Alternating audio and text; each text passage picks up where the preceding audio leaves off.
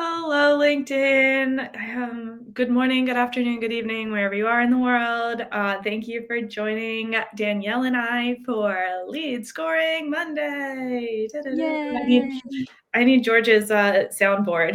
Ba, ba, Yes, don't we all? We just need George's voice on his soundboard is really ba. what we There need. you go. In the morning show, a lot of times I'll do the sound effects to trigger George to do them. I'll be like, ba, ba, ba, ba, and he's like, okay, sorry.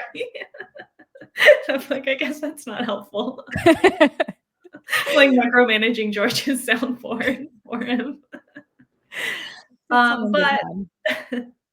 but LinkedIn, I am so excited to have Danielle with me today to talk about lead scoring because you guys are probably tired of hearing just my voice talk about it.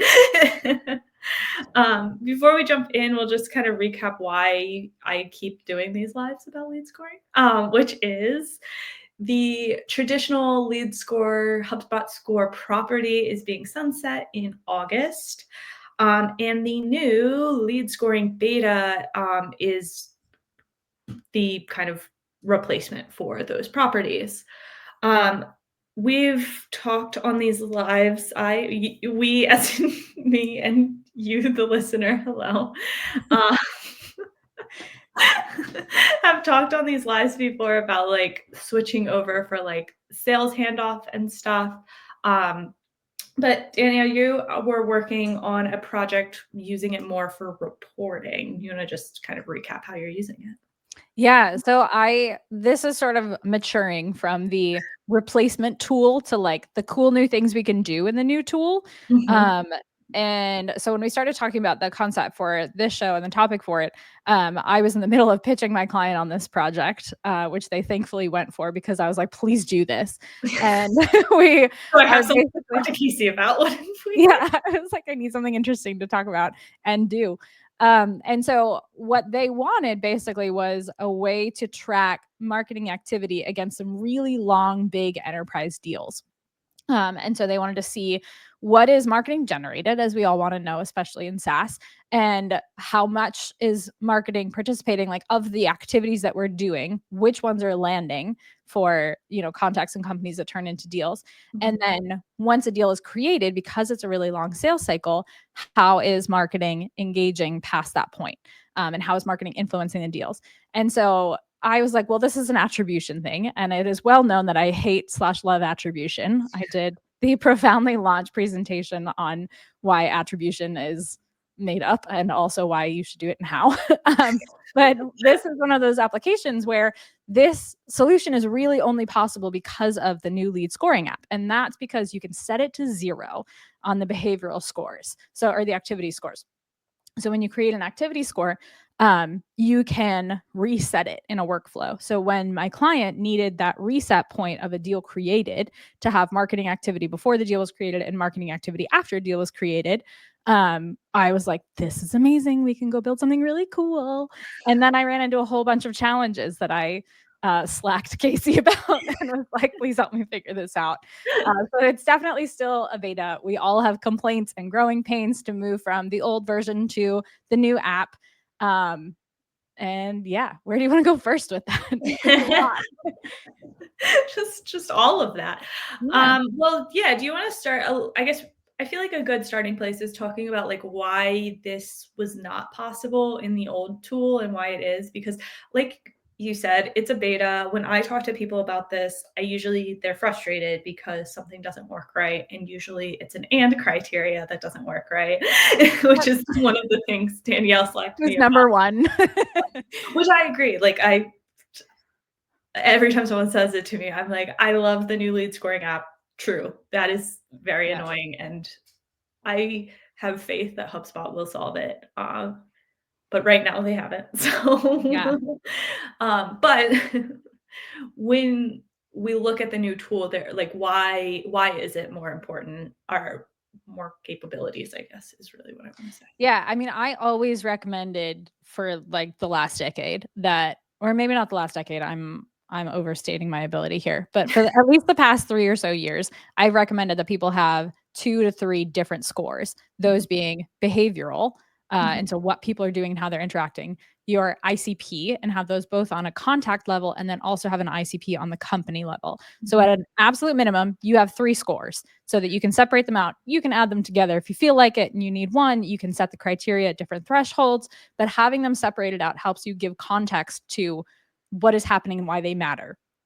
I strongly agree. And I think one of the things that I also heard at the beginning when I started doing these sessions, there are a lot of people complaining that the engagement score is separated from the fit score. And I was kind of like, oh, really? It doesn't bother me because that's already how I'm building my Because you were doing it wrong. doing it wrong. But yeah, I mean, that's usually one of the first things I do if we come in and we're talking about like the marketing to sales handoff. My background is in demand gen. I worked for a bunch of startups, which is how I got into ops, because when you do demand gen at startups, you basically have to be 10 people. And so you figure out how to make HubSpot look like you're doing the job of 10 people through automations and, management and lead handoff and reporting. So by taking that approach, I was typically working with marketing teams in my solo consulting engagements. Now that we've sort of expanded our scope in Cartographer, we work with more teams across the organization. But when we're focusing on using scoring for leads for sales readiness, then those 3 scores are so essential, because if you have an intern who's clicking every link on your website, maybe they're gathering information for an executive, maybe they're just trying to get up to speed about the company. That's where you need the fit score separate. And pulling that apart was like mind-blowing for people. Like, it was really a shift in thinking that was completely necessary. So at least if you worked with me in the past 3 years, you are so ready for this change. But now we have to go rebuild all your scores. Yeah. So a few different areas where the new scoring app is like excelling, those having that split be kind of automatic is definitely one way. And then you also mentioned the resetting of the scores, which was kind of instrumental for your use case. Are you using those exclusion lists at all in your scorings? Not yet. I was trying to think about how to use those. And I don't have a high level answer for it yet. I can think of like really small use cases where I might do that. Like if you're tracking against a specific campaign or a specific event, then you might want to use that. But I haven't thought about like general advice for that yet. I'm curious if you know anything or have thought about it. I'm using the exclusion lists for lead scoring with like totally bad like competitors or internal employees at your company, and just getting them out of your lead scoring altogether. And that's been nicer than having to set up like -200, -100. And at first, the lead scoring app didn't have negative scores. They just had the exclusions. I am glad that they brought that back. Yes. Thank you. And then for the I have one client using, instead of an exclusion list, an inclusion list. And that is for a specific campaign where you have a dedicated score for a specific campaign, and we're only including people who have been sent that campaign. Interesting. So my complaint to you about stacking was specific to referencing sequences and unenrollment from sequences. So if a specific sequence or one of several specific sequences was sent, a lot of S's, we got through that. And then they unenroll because they booked a meeting, because they responded, because someone else in the company responded. Right now, the scoring app only allows those to be separate, independent filters. So you can have people who enrolled in a specific sequence, and you can have people who booked a meeting. You cannot get the Venn diagram of the two. But maybe, just maybe, if I set up an inclusion list that says it's only people who were enrolled in those specific sequences, and then score based on the activity within those sequences, that might work for me. That would work. As long as obviously that score is only relevant for sequence. Yeah. So the general gist of this project was because we are doing, I don't know how much detail I want to go into because I don't want to reveal too much about my client. Also, it's like my really cool thing. But they are tracking across specific marketing channels. So they have like an events channel or a sequence sales outbound email that marketing is helping with. as another thing they want to measure the impact for. So each of those channels that they're focused on and that they're operationalizing is its own score, which is super cool, because then you have a numerical value of the impact that that channel has had on their activity up to the point of creating a deal. And then you reset it. And now you get to measure that on the pipeline influence as the deal moves through the funnel, especially when you have long enterprise sales cycles.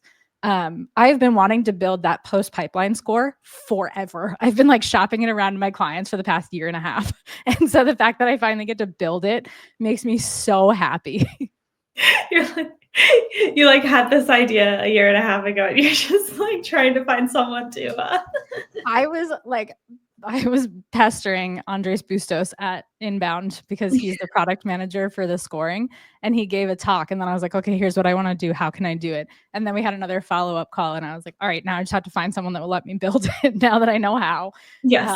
And so I'm very happy that I finally get to build it, because I think it's really cool, especially when marketing teams are, constantly having to prove their worth. Which is a bit of a sore subject for me from startup marketing. But when you really have a numeric value that tells you the influence something had, some marketing activity had after a deal was created, that's huge. Like that's the attribution we've always dreamed of, but you actually understand how it's built now. Yes. Yeah. Sorry, Frank is being loud. I don't know if you can hear.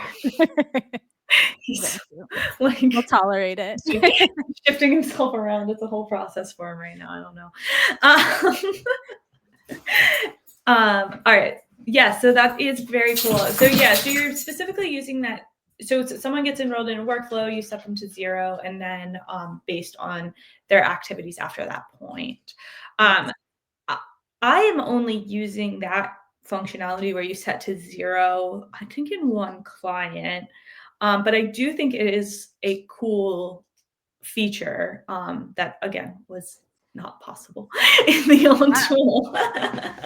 I have seen the weirdest workarounds for that too, because when people were like, this is like bad practices we're going to dig up and talk about, un-MQLing, I have gone off about on so many different LinkedIn lives. You do not un-MQL people in HubSpot. It is like against HubSpot law. I've done it. I've built it. Don't do it. But when you have something like Salesforce, here's what not to do. If you have like Salesforce connected, I had a client who had like a Salesforce HubSpot score, and that was a different property that would get set to 0 and then come back and like overwrite another static property in HubSpot. And they basically had the score properties, then they had 2 others that needed to be maintained. And that is horrifically confusing. And also like definitely going to break on you at some point and be a mess to unravel.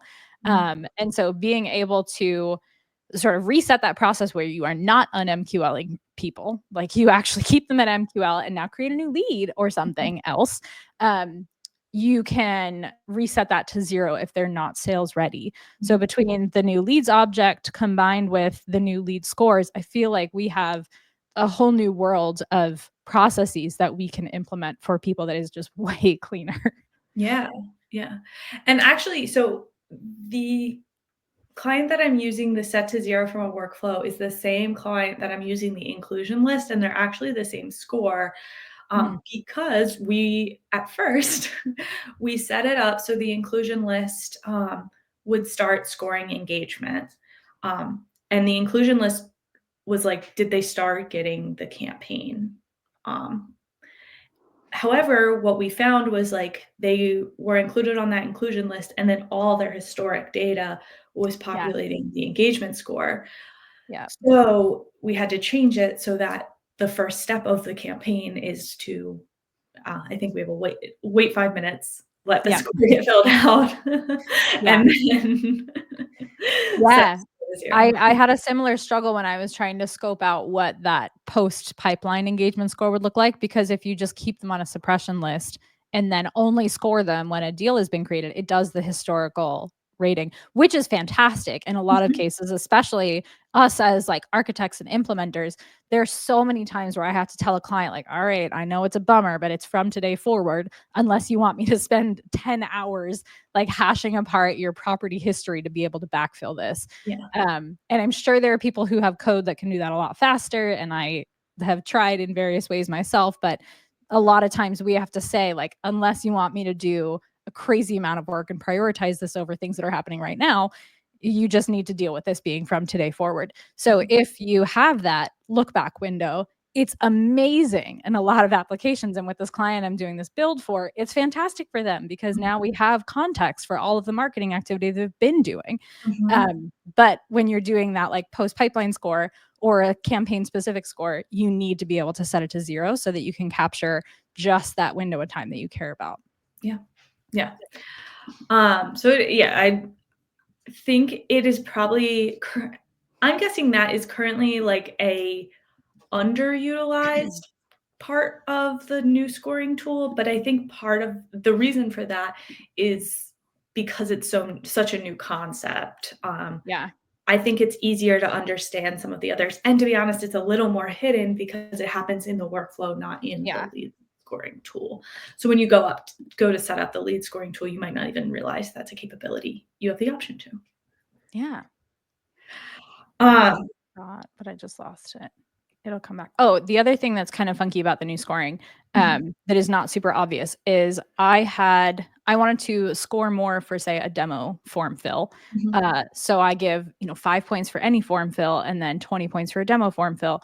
That sort of stacking has always happened, but I feel like now it's more obvious where you give the 5 points and then you give another 15 points and you have to understand that those add together.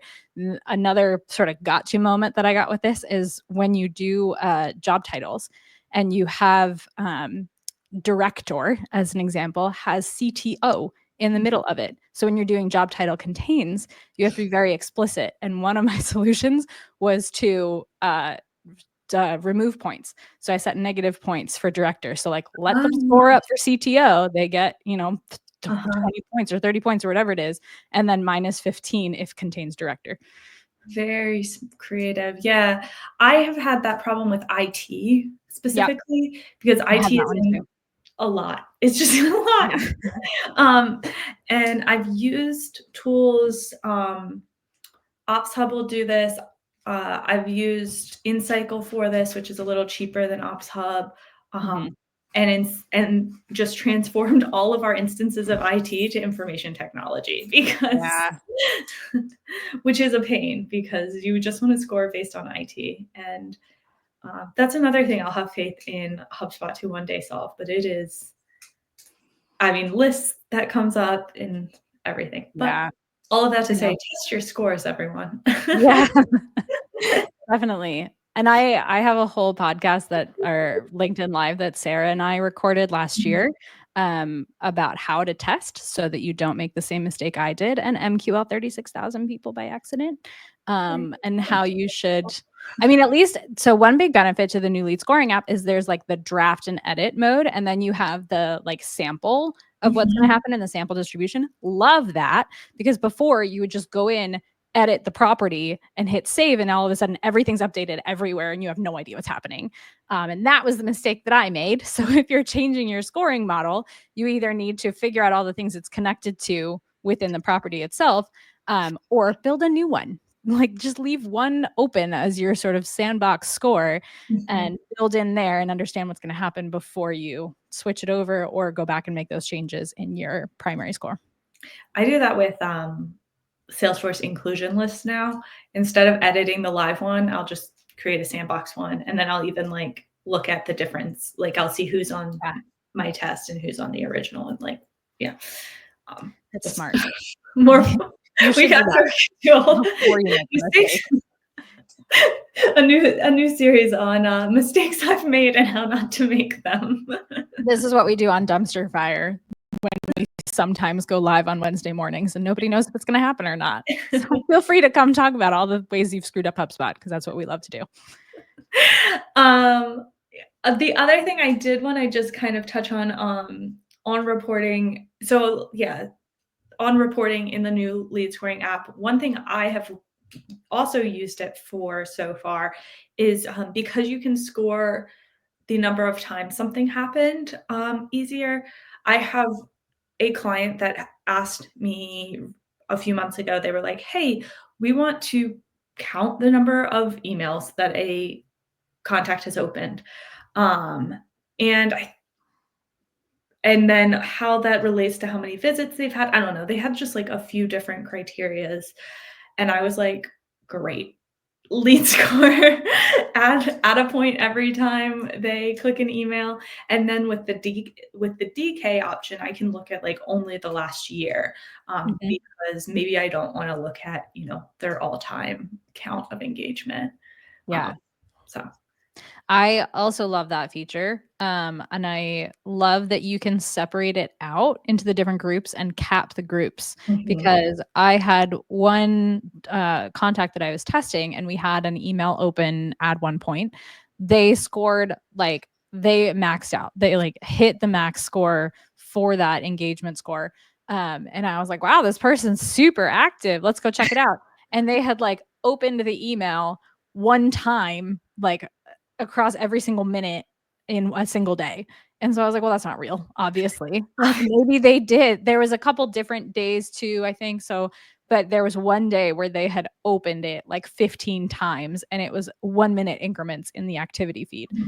So I was like, well, let's pull that out. Let's cap that at like 10 so that they can only get 10 points for email opens, because we also know that email opens are kind of garbage right now. I was gonna say, Like they're completely unreliable and should not be used for anything like this. But if you are, here's how to make sure that it's somewhat meaningful in your score. And that is to put it in a separate group, cap that group so mhm. that it doesn't completely throw your engagement score. Yeah, I keep using emails in these sessions as like an example of a thing you can score on, and then I always have to like be like, but to be honest, I wouldn't even score on email anymore. Like, Yeah. You can maybe get clicks, but because the opens are tracked in different ways across different email service providers, then yeah, they're just not reliable at all. and On even a clicks, I'm using web visits instead of like, I think that's better than clicks. Yeah, or page loads. Page loads, yeah. Yeah, that's another thing I have complaints about, which is not a complaint about lead scoring necessarily, but in how HubSpot tracks things.